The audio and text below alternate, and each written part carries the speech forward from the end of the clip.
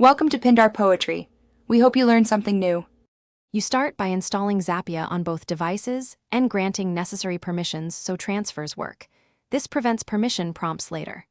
Once done, enable Wi-Fi and keep Bluetooth active for discovery. Zapya uses local networking, not the internet. On Android, open Zapya and tap Send immediately to create a transfer group or hotspot. On the iPhone, open Zapya and choose Receive. This gets both devices visible to one another, so you can move into selecting files without delay. Once devices see each other, connect. Android usually creates a local hotspot or shows a QR code. On the iPhone, choose Scan or Join the network Zapya offers. After connection, select the items to transfer, photos, videos, contacts, or documents, and group large files to avoid partial failures.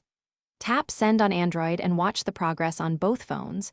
Do not switch apps or sleep the screens, because Zapya needs the local connection active for the entire transfer.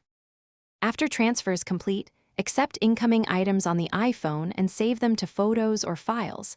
Zapya will prompt where to store each type.